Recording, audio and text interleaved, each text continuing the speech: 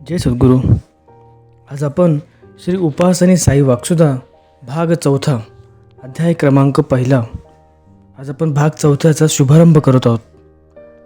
शके 1846 मिती आषाढ वद्य 2 शुक्रवार तारीख 18 जुलै सन 1924. श्री गणेशाय नमः. श्री सरस्वते नमः. श्री सच्चिदानंद सद्गुरुवे नमः. अथ प्रथमो अध्याय प्रारंभ. प्रकृतीच्या उलटसुलट गुणधर्मावर जगाची मांडणी. जगाची उत्पत्ती आणि जगाचा व्यवहार उलटसुलट म्हणजे विरुद्ध सुरुद्ध या अवस्थेच्या योगे प्रकट होत असतो. या विरुद्ध सुरुद्ध अवस्थेचा उगम जेथून होतो त्याला प्रकृती असे म्हणतात. ती मूळ प्रकृती स्वतः सिद्ध, विरुद्ध, सुरुद्ध रहित व अदृष्ट अशी असूनही केवळ जगाच्या व्यवहारापुरती ती प्रसंगाने विरुद्ध व सुरुद्ध दृष्ट अशा स्वरूपास येते. तिच्या विरुद्ध सुरुद्ध म्हणजे उलटसुलटपणाची पूर्णता मनुष्य अवस्थेत झालेली आहे. प्रसंगाने मनुष्यात एखाद्या विषयासंबंधी वाद सुरू झाला म्हणजे दुफळी होऊन उलटसुलट वाद सुरू होतो. एक बाजू आपली बाजू शाबित करून पूर्णता दाखवू लागली की दुसरी बाजू पूर्वीचे खंडन करण्याकरता तसे नाही असे म्हणून उलट पुराव्याच्या साधन सामग्रीसह प्रकट होऊन पहिली बाजू कच्ची ठरवते. तिचे प्रतिपादन पूर्ण होते न होते तो लागलीच पहिलीच बाजू आपल्या रीतीच्या साधन सामग्रीसह तसे नाही असे म्हणून ती बाजू खंडन करावयाला पाहते.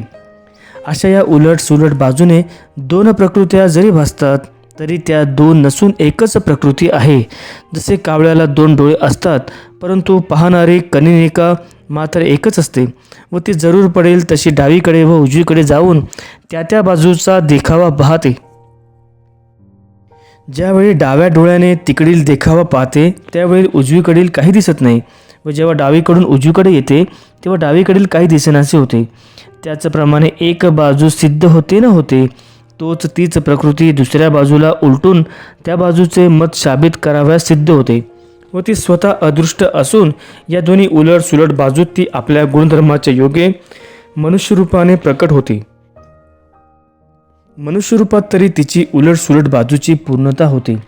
तथापि तीच प्रकृती जेव्हा सदसद विवेक रूपात जाते तेव्हा तीच पुन्हा उलट सुलट या द्वैताच्या पलीकडे तिच्या सुखरूप स्वरूप अवस्थेत जाते. अशी ही भानगड जगाच्या अस्तित्वासाठी द्वैत रीतीने चालू आहे. हे एक यंत्र आहे. सगळे जग जे आहे ते त्याचे सर्व व्यवहार या उलट सुलट बाजूच्या यंत्रातच होतात. सुखदुःख जे आहे ते मुळातील प्रकृतीच्या ज्या ज्या दोन अवस्था आहेत त्यांचे कार्य व परिणाम आहे. असे हे अनादिकालापासून चालू आहे. असे आणि तसे म्हणजे उलट आणि सुलट हे जे आहे त्याला कारणीभूत जी मूळ प्रकृती तिचा नाश कधीच होत नाही. कोणी म्हणेल की प्रकृतीला जर नाशिवंत म्हणतात आणि नाश होत नाही असे कसे, तर तिचा नाश आहे व नाही बोलून चालून ती प्रकृतीच. कोणत्याच प्रकारची कृती नसताही उलटसुलट अशा कृती त्या कृतीचे देखावे व त्याचे अनुभव आपोआपच भासमान व्हावेत अशीच तिची अघटित घटना असल्यामुळे तिला प्रकृती हे नाव पडले. तिच्या त्या प्रकृती गुणधर्माला अनुसरून तिचे गुणधर्म केव्हा तसे प्रकट होतील केव्हा त्याच्या उलट होतील. तिचे गुणधर्म जेव्हा उदयास दिसू लागतात तेव्हा ती आहे असे भासते व तिचे गुणधर्म पुन्हा नाहीसे झाले म्हणजे तिला नाशवंत म्हणतात. वस्तुतः दृश्य अवस्थेत येणारे जे तिचे गुणधर्म त्यांचा नाश आहे. मूळ प्रकृतीचा नाश नाही. तिचे स्वाभाविक गुणधर्मच असे आहेत की काही काळ दिसावे व काही काळ नष्ट व्हावे. वस्तुतः ती नाशिवंत नाही व अविनाशीही नाही. मग अशी ही प्रकृती कशासाठी उत्पन्न झाली, तर असे आणि तसे उलट सुलट असे जे द्वैत आहे त्याची जगाच्या अवस्थेत जरुरी आहे म्हणून. ही अविनाशी प्रकृती वस्तुतः एकच असून उलट सुलट बाजूने द्वैत अवस्थेत दोन प्रकारची भासते म्हणून तिलाच दोन नावे दिली गेली, एक स्त्री प्रकृती आणि एक पुरुष प्रकृती. त्याच दोन अवस्था जगात निरनिराळ्या तऱ्हेने द्वैताची मांडणी मांडण्याला पुढारी झाल्या. ते जे काही उलट सुलट रीतीने भासणारे द्वैत ते केवळ भासमान नाशिवंत व खोटे समजा. या दोन उलट सुलट प्रकृत्या अनादिकालापासून असून त्याची उलट सुलट क्रिया होऊन राहिली आहे. जगाचा सुखदुःखाचा व्यवहार व नाना प्रकारची भासमान स्थिती जी आहे तिचा पुरवठा या दोन स्त्री पुरुष संज्ञ प्रकृत्या त्या मूळ अविनाशी प्रकृतीच्या द्वारे मुळाची जाणीव नेणीव रहित असे जे आहे त्याच्या आधारे करतात. वास्तविक त्या प्रकृत्या काय करीत आहेत व त्याच्या योगे काय होत आहे याची त्या अनंताला कोणत्याही प्रकारची जाणीवसुद्धा नाही व त्या प्रकृत्या आपल्यापासूनच उत्पन्न झालेल्या आहेत व आपल्याच आधारे कारभार करतात याची सुद्धा त्याला जाणीव नाही. मूळ प्रकृतीची उत्पत्ती. जाणीव नसण्याचे कारण ते अनंत केवळ स्वतः सिद्ध जाणीव रूपच आहे. म्हणून मग ही मूळ प्रकृती उत्पन्न कशी झाली? तर केवळ अनंत म्हणून दुसरे काहीच नसल्यामुळे काही नसणेपण हे जे सहजासहजी उत्पन्न झाले ते काही नसणेपण हीच आमची मूळ अविनाशी प्रकृती. तीच त्या अनंताच्या आधारे जाणीव नेणीव द्वैताच्या गुणधर्म घेऊन स्वतः सिद्ध रीतीने उलटसुलट अवस्थेत स्त्रीलिंग पुरुषलिंग अशा द्वैत रूपाने जगात भासमान आहे. जगात भासमान किंवा अनुभवात जे येते ते त्या अविनाशी प्रकृतीचे गुणधर्म आहेत. ते जर मुजरेत धरले नाहीत, त्याकडे दुर्लक्ष केले तर ते जे केवळ अनंत जाणीव नेणीव रहित शुद्ध सच्चिदानंद त्याचा अनुभव येतो. तो अनुभव जाणीव नेणीव इत्यादी द्वैताच्या गुणधर्माने बनलेल्या आपल्या मनुष्य प्रकृतीच्याच योगी होतो. या अनुभवाकरताच मनुष्य प्रकृतीची उत्पत्ती आहे. एकवार या मनुष्य प्रकृतीच्या योगे द्वैत रूपाने असलेले प्रकृतीच्या गुणधर्माकडे दुर्लक्ष करून शुद्ध सच्चिदानंद जे अनंत त्याचा अनुभव येऊन गेला. म्हणजे कोणत्याही अदृष्ट स्थितीत असलेल्या शुद्ध प्रकृतीच्या म्हणजे कोणत्याही अदृष्ट दिव्य शरीराच्या योगे अजरामर राहता येते. हाच मुख्य मनुष्य देहाचा उपयोग. परंतु केवळ अज्ञानामुळे मनुष्यलोक हा विचार न करता असे आणि तसे सुख आणि दुःख माझे व तुझे बरे व वाईट इत्यादी द्वैत रूपाने असलेले जे जे गुणधर्म त्यांना मुजरेत धरून महत्त्व देतात व त्यांच्यासाठी अभिमान अहंकार धारण करून द्वैताची उत्पत्ती वाढवितच राहतात. म्हणून त्यांना शुद्ध सच्चिदानंदाचा अनुभव न येता त्या द्वैतापासून उत्पन्न झालेल्या सुखदुःखाचाच अनुभव जन्मोजन्म घ्यावा लागतो. या दुःखरूप द्वैताकडे दुर्लक्ष होऊन परमेश्वरी सच्चिदानंदाचा अनुभव यावा याकरता परमेश्वरी द्वैताचा अंगीकार करावा लागतो. परमेश्वरी पद्धतीचे द्वैत कोणते? तर स्वधर्माचरण, निरनिराळे स्वधर्माचरण व निरनिराळी परमेश्वरी सत्कर्मे यालाच म्हणावे परमेश्वरी रीतीचे द्वैत. या द्वैताच्या मदतीने जगातील सुखरूप असलेल्या द्वैताकडे दुर्लक्ष होऊन सच्चिदानंद अवस्था मिळून अजरामर अवस्था मिळवता येते हा सिद्धांत आहे. म्हणून श्रेयान स्वधर्मा विगुणा परधर्मा अनुष्ठितात स्वधर्मे निधनम श्रेया परधर्मो भयावा इत्यादी वाक्याने सच्चिदानंद रूप जो परमेश्वर अवतार श्रीकृष्ण भगवान यांनी स्वधर्माच्या रीतीने जे द्वैत त्याचे महत्त्व गीतेत वर्णन करून ठेवले आहे. व्यवहारातील द्वैत दुःखाला कारणीभूत असून ते प्रकृतीचे दुःखरूप गुणधर्म आहेत व ते खरे नसून भासमान आहेत. जसे दिव्याच्या ज्योतीकडे पाहत असता त्या ज्योतीतून लहान मोठे किरण बाहेर पडलेले दिसतात. मग मागे पुढे होतात, काही नाहीसे होतात, पुन्हा उत्पन्न होतात. ती ज्योती तशीच्या तशीच असते व पाहणारा जसाचा तसाच असतो. त्या किरणाचा नाश होतो. ज्योतीचा किंवा पाहणारा नाश नाही. तसाच प्रकृतीचा नाश नाही व किरणाप्रमाणे प्रकृतीपासून निघणारे दुःखात्मक गुणधर्माचा अनुभव घेणाऱ्या आत्म्याचा नाश नाही, तर त्या गुणधर्माचा मात्र नाश आहे. किरण खोटे व दिवा खरा म्हणून किरणास खरे न समजता त्याकडे दुर्लक्ष केले जाते. तशाच रीतीची ही भानगड आहे. हा जगातील द्वैतभाव सुख दुःखादी प्रकार त्या किरणांसारखा आहे. त्याची ये जा मुजरेत धरू नये. त्याचप्रमाणे तुम्ही त्या प्रकृतीचे जे गुणधर्म विषयवस्तू याकडे जर लक्ष देणार नाही तर तिच्यापासून किरणासारखी जी आकर्षण क्रिया होते ती होणार नाही व त्याच्या आधारे भासमान होणारे सुख दुःख तुमच्याकडे येणार नाही. तुम्ही त्या प्रकृतीच्या गुणधर्माकडे म्हणजे विषयवस्तूकडे लक्ष देता म्हणून तिच्या आकर्षण क्रियेत सापडले जाऊन तिच्यापासून निघालेल्या भासमानाचा अनुभव घेत त्या किरणाप्रमाणे जन्ममरणाची ये जा होत राहते व तुमची खरी सच्चिदानंद अवस्था असून तिचा अनुभव दिसेनासा होतो. म्हणजेच तुम्हीसुद्धा त्या दिव्याच्या तारांसारखे भासमान असून ये जा अवस्थेत आहात असे म्हटले तरी चालेल. म्हणून प्रकृतीपासून उत्पन्न होणारे जे भासमान द्वैत त्याच्याकडे पाहू नका व त्याच्या आधारावर आपले आयुष्य घालू नका. 1.3 आपण स्वतः अकर्ते असून आपल्या अनुभवासाठी प्रकृती.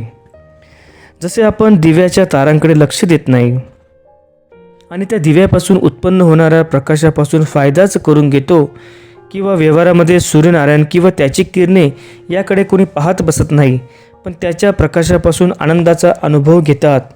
त्याचप्रमाणे आपल्याला खरा आनंद जर पाहिजे असेल तर उलटसुलट जे द्वैताचे प्रकृतीचे गुणधर्म तिकडे दुर्लक्ष केले म्हणजे त्या अविनाशी स्वयं प्रकृतीपासून आपल्याला वाटेल तितका अविनाशी आनंद आपोआपच घेता येतो. ती प्रकृती जशी अविनाशी अर्थात तिच्यापासून निघणारा आनंद तोही अविनाशी. आपल्या स्वतःच्या जवळच्या आनंदाचा अनुभव आपल्याला देण्यासाठीच ती प्रकृती आपल्यापासून प्रकट होते व मग तिच्यापासून आनंद घेतला जातो. तेही जर आपणास आनंद घेणे असेल तर, पण काही करणे नसेल तर ती प्रकाशमान जवळ असूनही तिचा आपल्याला अनुभव येणार नाही. जसे दिवा असून गाढ झोप घेतो, त्याचा प्रकाश आपल्यावर पडण्याचा अनुभव घेत नाही, त्याचप्रमाणे दिवा विझला किंवा नाही याचीही कल्पना नसते. तसे हे आहे. तुम्हाला स्वतःच्या अनुभवासाठी तुम्ही आहात तर तुमचा अनुभव तुम्हाला देण्यासाठी ती प्रकृतीही आहे असे समजा. मूळ जे तुम्ही आहात त्या तुम्हाला जाणीव नेणीव व्यवहार नाही. तुम्हाला जी व्यवहाराची जाणीव नेणीव होते ती व कोणत्याही क्रिया वगैरे केल्या जातात त्याला तरी ती प्रकृतीच कारण आहे. आपण स्वतः शुद्ध आत्मरूप काहीच करत नसून सर्व प्रकारे क्रिया कर्तृत्व रहित असून सर्व क्रिया कर्तृत्व व्यवहार जाणीव नेणीवच्या वगैरे प्रकृतीच्याच योगी होतो. असे जो पाहतो तोच खरा पाहणारा, असा या श्लोकात थोडक्यात अर्थ आहे. जसे सूर्यनारायण स्थिर असून स्वतः काही ये जा करीत नाही तर पृथ्वी त्याच्याभोवती घिरट्या घालून क्रिया कर्तृत्व व्यवहार करते, असे असूनही सूर्यनारायण फिरतो व सर्व व्यवहार करतो असे आपल्याला भासते. तसेच आपल्या भोवती आपली प्रकृती नाना तऱ्हेने क्रिया कर्तृत्व व्यवहार करीत असून आणि आपण सूर्यनारायणासारखे तिच्यापासून अलिप्त असून काही करत नसूनही आपणच सर्व करतो असा आपणच आपल्या ठिकाणी अभिमान व अहंकार घेतो, त्यामुळेच फसली जातो. 1.4 परमेश्वरी गुप्त समजण्यायोग्य अधिकारी. हे विचार फार खोल आहेत. ज्याची कुशाग्र बुद्धी असेल किंवा जो त्यातल्याच असेल आणि ज्याचे पूर्वसंस्कार चांगले असतील त्यालाच ही उलटसुलट रीतीने एकाच प्रकृतीच्या द्वारे सर्वत्रांची मांडणी व घडामोडी कशी होते हे समजेल व त्याचा उद्देश लक्षात येईल. केवळ स्थूल दृष्टीने पाहणारे असे जगात बहुतेक आहेत, कारण ते स्वतः स्थूल अवस्थेतले असून स्थूलालाच अनुभव घेण्याची त्यांना जन्मोजन्म सवय झालेली असते. त्यामुळे सूक्ष्म व कुशाग्र बुद्धी घेऊन परमेश्वरी गुप्त एकाकी त्यांच्या लक्षात येणे नसते. म्हणून परमेश्वरी अवस्थेत जो गेलेला असेल त्याचे त्यालाच माहीत. तो परमेश्वरी गुप्त पुष्कळ प्रकाराने लोकात सांगू लागला तरी त्याचा यथायोग्य बोध त्याला होत नसतो. उलट स्थूल दृष्टीने लोक त्याचा अर्थ भलताच करून त्याचा परिणामही भलताच होण्याचा संभव असतो. म्हणून परमेश्वरी गुप्त कोणी अधिकारी असल्याशिवाय सांगू नये असा एक नियम आहे. म्हणून भगवंतांनी भगवद्गीतेत सांगितले आहे की इदम ते नातपस्काय नाभक्ताय कदाचन न चाशु श्रुशवे वाच न च मा योग्यम सुयती. जगाचे आतील गुप्त रहस्य व परमेश्वराचेही गुप्त रहस्य हे तपश्चर्या अनुष्ठान स्वधर्माचरण इत्यादी सत्कर्मे न करणारा, परमेश्वराविषयी आवड नसणारा, परमेश्वराची प्रेमाभावाने सेवा वगैरे न करणारा, तसेच परमेश्वराचा देश करणारा, परमेश्वराची बरोबरी करणारा अशांना सांगू नये. याचप्रमाणे ते पाहिजे जातीचे येरा गबळ्याचे काम नाही, कारण त्याची सूक्ष्म बुद्धी होऊन आत शिरून खरे आकलन त्याला करता येत नाही. म्हणून सद्गुरूकडून जे गुप्त सूक्ष्म सांगितले जाते त्याचा परिणाम भलताच होतो व भलते सलते प्रकार होऊन सगळा घोटाळाच घोटाळा होतो. आता अधिकार म्हणजे काय? अधिकार आला हे कशावरून समजावे? तर गुरुने जे सांगितले असेल त्यावरती तो कुशंका घेत बसत नाही व जे काही सांगितले असेल तेच त्याला खरे वाटते. कदाचित त्याचा काही सवाल निघेल तर तोही पण गुरु जो उपदेश करतात त्याला अनुकूलच असतो. तसेच सद्गुरूच्या ठिकाणी त्यांची असलेली भक्ती व निष्ठा ती कोणत्याही प्रकारे किंवा कोणाच्याही द्वाराने मोडण्याचा प्रयत्न झाला तरी ती ढळत नाही. त्याची अंतःकरणाची वृत्ती सदैव प्रेमळ व कोमळ अशी असते. व्यवहारातील गोष्टीत त्याचे जास्त लक्ष नसते. याच प्रमाणे यासारखे आणखी काही सद्गुण ज्याच्या ठिकाणी असतील असा श्रद्धाळू जो अधिकारी समजावा व हा अधिकारी कोणीही विचारी मनुष्य आपल्या ठिकाणी आणू शकतो. माझ्याकडून जे बोलले जाते ते तुमच्यासाठीच कोणाकडून येते व तुमच्याकडेच ते जाते.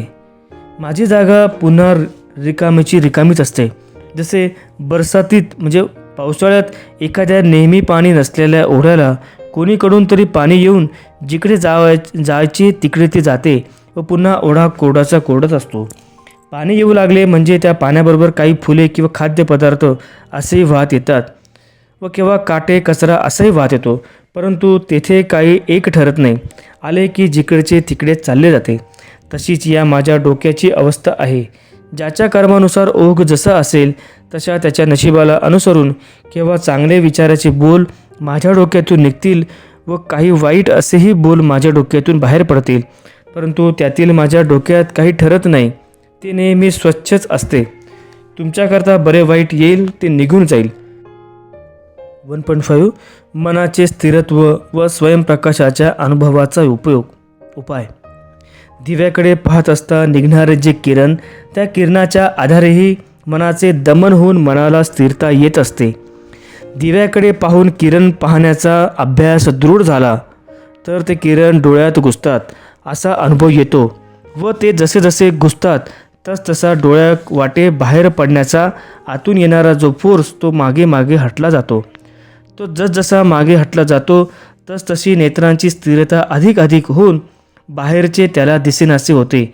आतून येणाऱ्या ज्ञानज्योतीच्या ओघास बाहेरील किरण म्हणजे तेज आत हटवीत थेटपर्यंत नेऊन पोचवतात. जेथून तो ओघ निघाला तेथपर्यंत मागे हटत तो गेला. तो ओघ जेथून निघाला ते ठिकाण डोळ्यापासून 2-3 बोटांच्या अंतरावरचे आहे. किरण घेणारी डोळ्यांची कनिनिका स्थिर होऊन ती दिव्याची ज्योतीच किरणांसह वर्तमान डोळ्यातून आत ठिकाणावर जाऊन पोचल्यासारखी होते. म्हणजे आत्मज्योतीला जाऊन मिळते. मग पुढे मनाच्या योगी होणारे जगाचे व्यवहार सर्वच बंद होतात व मनाची स्थिरता होऊन जिकडे तिकडे आपल्याच पासून उत्पन्न झालेल्या प्रकाशाचा म्हणजे स्वयंप्रकाशाचा आपल्याला अनुभव येतो. तुम्हाला आतील ज्ञानदिव्याचे किरण किंवा ज्योती बाहेर पडण्याची सवय आहे. बाहेरील ज्योती आत घेण्याची सवय नाही. प्रत्येक बाह्य विषय वस्तू ज्ञानज्योती आहेत. ती तुमच्या जवळील जो ज्ञानदिवा त्याचे किरण बाहेर ओढतात. बाह्य विषय वस्तूतील ज्योतीच्या किरणास आतील ज्ञानज्योतीचे किरण बाहेर ओढण्याची शक्ती आहे. तुमच्या जवळील जो ज्ञानदिवा तो बाह्य विषय वस्तूंच्या किरणांशी लुब्ध होतो. बाह्य विषय ज्योतीचे किरण आतील ज्योतीस खेचतात. व्यवहारातील सर्वसाधारण मनुष्यांच्या स्थितीत आतील जो आत्मदिवा म्हणजे ज्ञानज्योती आहे त्याच्या ज्योतीचे किरण बाहेर पडत असतात. आपल्या आत्मज्योतीतून बाहेर निघणारे किरण पूर्ण निघून त्या विषयातील ज्योतीत जरी पूर्णपणे मिसळून गेले विषयरूप झाले तरी कार्य होते. किरणांच्या लढाया होतात. ते किरण कोणत्याही एका बाजूला खेचून तडीस लागले गेले तरी कार्यभाग झाला. जर तुम्ही कोणत्याही एका विषय वस्तूत पूर्णपणे खेचला गेलात तर जगभर तुम्ही पसरता व जर विषय वस्तूची ज्योती तुमच्या किरणांकडे खेचली गेली व ती तुमच्या ज्योतीत येऊन मिसळले तरीही कार्यभाग झाला. डोळ्यात जी आपली ज्योती आहे ती ज्ञानदिवा आहे व बाहेरील विषय वस्तू ही ज्ञानज्योतीच आहे. त्या दोन्हीही ज्ञानज्योतींचे ऐक्य होईल तेव्हाच विषय वस्तूंचा पूर्ण बोध होईल. बाह्य दिव्याच्या ज्योतीचे जे किरण त्याकडे सारखे पाहत असता आपल्या डोळ्यात असलेली कनिनिकेच्या आधारे ते किरण खेचीत खेचीत तो सबंध दिवाचा दिवा आत जाऊन मिळाला म्हणजे डोळ्याची कणिनिकासुद्धा हलत नाही. त्यावेळी सर्व शरीराचे भानसुद्धा नाहीसे होते, कारण समज घेण्याचे साधन डोळा आहे. एक ज्ञानेंद्रिय स्थिर झाले तर सर्व ज्ञानेंद्रिये तटस्थ होतात. आत ज्योती गेली म्हणजे त्या डोळ्याच्या आधारे ती ज्योती घेतली गेली. त्या डोळ्याचे व शरीराचे काम संपले म्हणून काही शरीराचा नाश होतो असे नाही. बाह्य ज्योती व आतील ज्योतीचे ऐक्य झाले की शरीर असून नसल्यासारखे होते व बाहेरच्या जगाचा आतल्या आत आनंद घेता येतो. द्वैताचा नाश होऊन ऐक्य झाले म्हणजे जगातील आनंदाचा अनुभव येतो व तो अनुभव घेत असता व हात हलतो न पाय सर्व स्थिर होते. बाह्य प्रकृतीच्या आधारे व स्वतःच्या आधारे आनंदाचा अनुभव घेण्याकरता जे स्थूल शरीर आले आहे त्याचे कार्य झाले. एकदा त्या प्रकृतीच्या व स्थूल शरीराच्या आधारे तुम्ही स्वतःच स्वयंप्रकाश झाल्यावर पुन्हा मग कशाच्या आधारे व कशाचा अनुभव घेणे उरले. ते जगचे जग आत्मप्रकाश रूप होऊन गेले व जाणीव मात्र उरली. त्या जाणीवेच्या आधाराने सच्चित आनंद याचा अनुभव अखंड व पुष्कळ घेता येतो. हा आनंद घेण्यासाठी कोणत्याही प्रकृतीची गरज पडत नाही, कारण पूर्वी प्रकृतीच्या द्वारे सर्व प्रकारे अनुभव घेऊन प्रकृतीच्या आधारे हा आपल्या स्वरूपात येऊन मिसळला. प्रकृती ही त्यात मिसळून गेली आणि केवळ जाणीव रूपाने मात्र ती उरली. आता जर तुमच्या समजुतीकरता काही म्हणायचे असेल तर ती मिळून गेलेली जी प्रकृती ती जाणीव रूपाने आहे असे म्हणा व त्या जाणीवेच्या आधारे वाटेल तितका आनंद घेता येतो. आता त्या जाणीवेलाच तुम्ही प्रकृती म्हणा किंवा नका म्हणू, काय वाटेल ते म्हणा, परंतु ती निराकार अवस्थेतील जाणीव आहे. काहीच अनुभव गेले नसेल व ती जाणीव व आपण एकच होऊन बसावे त्यावेळी जाणणे नेणणे काही राहत नाही, परंतु वाटेल तेव्हा त्याच जाणीवेच्या आधारे पूर्वीच्या व पुढच्या अनंत कालातील गोष्टीचा अनुभव घेता येतो. सगळ्याच प्रकारची जाणीव तेथे आहे व नाही म्हणून अखंड सुखाचा अनुभव घेण्याला तेथे अडथळा नाही. बाह्य ज्योतीचे व आतील ज्योतीचे जेव्हा ऐक्य होते तेव्हा चक्राकार प्रकाश दिसून त्यात आजूबाजूला अंधकार व त्या सर्कलमध्ये सर्व ब्रह्मांडाचा देखावा दिसतो. त्या प्रकाशामध्ये ज्या गोष्टींची इच्छा कराल ती तेथे आहे. आपले वाडवडील कसे आहेत, रामकृष्णाधिक अवतार कसे आहेत, गणपती कसा आहे, हे सर्व पाहून घ्या. जसे पोथीतील वर्णन तसे प्रत्यक्ष पहा. ते आपल्याशी बोलले पाहिजेत अशी इच्छा कराल तर ते बोलतील. तुम्ही जे म्हणाल ती पूर्व दिशा, स्वतःच ते सर्व बनवायचे व स्वतः पाहायचे. आता पुन्हा पूर्ववत जगाच्या भानावर येणे असेल तर त्याकरता त्याच जाणीवेच्या आधारे आम्ही अमुक गोमाजी म्हणून पाहायचे. स्वयंज्योतीने बाहेर आलेली ज्योती बाहेर लोटली की पूर्ववत सर्व जगाचा प्रकाश दिसतो. जगन्नाटकाचा सूत्रधार सूर्याच्या किरणांचा जो प्रसार झाला आहे त्याचा हा प्रकाश व ही उष्णता आहे. तुमच्या आतील ज्ञानज्योतीच्या किरणाला बाह्य विषयवस्तू जसे खेचतात त्याप्रमाणे विषयवस्तू सारखे पृथ्वी हाही त्या सूर्यनारायणाच्या किरणाला खेचतो. पृथ्वीतील ज्योती सूर्यनारायणातील ज्योतीला पाहून व खेचून राहिले आहे म्हणून ते किरण सारखे बाहेर पडत आहे. पृथ्वीतील व सूर्यातील ज्योतीचा संयोग व ऐक्य होऊन एकमेकांचा उपयोग एकमेकांना होत असल्यासारखे होते व त्यापासून नाना प्रकारचे खनिज पदार्थ, झाडे, धान्य इत्यादी पृथ्वीतून उत्पन्न होतात. हे सर्व जगन्नाटक एका परमेश्वराचे आहे आणि तो याचा नियता आहे. त्याचा खेळ त्यालाच माहिती. या नाटकातील तुम्ही सर्व पाठ घेतलेली सोंगेच आहात व मीही पण या नाटकातील पाठ घेतलेले एक सोंगच आहे. त्या जगन्नायकाच्या सूत्रधारी परमेश्वराचा धाग बाळकून त्याने दिलेल्या सोंगाचा पाठ तुम्ही बरोबर केला पाहिजे व मलाही माझा पाठ बरोबर केला पाहिजे. मॅनेजर जो असतो तो प्रत्येक पाठच्या बरोबर बाहेर येत नाही. मॅनेजर जो असतो तो प्रत्येक पार्टाच्या बाहेर येत नाही, बरोबर बाहेर येत नाही, परंतु पडद्याच्या आतून तो सर्व व्यवहार पाहत असतो. जर पाठ चांगला न केला तर तो आत आल्याबरोबर चांगली शिक्षा देतो. याच रीतीचे हे नाटक आहे. या नाटकाचा परिणाम होऊन राहिला आहे. या नाटकाचा मॅनेजर जो अदृश्य आहे त्याची शक्ती फार मोठी आहे. आताच अविनाशी प्रकृतीचे जे वर्णन केले त्या स्थितीतला तो आहे. आपल्यासारखी स्थिती तुम्हीच व्हावी म्हणून तो तुम्हा सर्वांच खेचीत आहे. माझ्याकडून किंवा तुमच्याकडून जे पाठ होतात ते त्याचे आहेत असे समजून आणि आपण काही ढवळाढवळ करू नये, त्याचेच नाटक व त्याचीच पात्रे व पाहणारे तोच असे म्हणता तुम्ही म्हणाल की आम्ही अमुक अमुक आहोत, तर त्यात तुम्हास व त्यास त्रास आहे. मॅनेजरास पसंत असून ढवळाढवळ केली तर ते चांगले आहे. तो म्हणतो की मला हे करायचे ते तू केलेस व माझी योग्यता तुला येईल, व त्याला पसंत नाही असे केल्यास तो माझ्यावर तुमच्यावर रागवेल असे धोरण पहा. या समग्र ग्रंथातील सच्चिदानंद परमात्म्याचे शुद्ध बोल आकाशवाणीसारखे बाहेर पडलेले असल्यामुळे हे सर्व ग्रंथ अत्यंत पावन, पुष्कळ पुण्यराशी वाढवणारे आहेत. म्हणून यापैकी कोणत्याही ग्रंथाचे भागाचे भावभक्तीने निष्ठा ठेवून नित्य पारायणे करीत राहिले तर इहलोकाच्या सर्व सुखाची प्राप्ती होऊन सर्व संकटे दूर होतील आणि अंती परमेश्वरी अखंड सुखाच्या पदाची प्राप्ती होईल असे निश्चयात्मक ब्रह्मवाक्य समजावे. या भागाचे प्रथमाध्यायाचे जे कोणी पारायण करतील त्यांना परमेश्वराविषयी भक्ती उत्पन्न होईल. माया प्रकृतीच्या आधारे जगाच्या घडामोडीची मांडणी कशी बनली व आपण स्वतः अकर्ते असून शुद्ध बुद्ध आनंदरूप कसे आहोत याची ओळख होऊन जन्ममरणापासून मुक्तता होईल. मनाची स्थिरता होऊन आत्मप्रकाशाचा अनुभव येईल. परमेश्वराचे गुप्त समजून घेण्याचा अधिकार येईल. इहलोकाच्या व परलोकाच्या सर्व सुखाची प्राप्ती होऊन जाईल. ओम तत्सत इति. श्री सच्चिदानंद सद्गुरू उपासनी प्रणिताया वाक्सुदाया.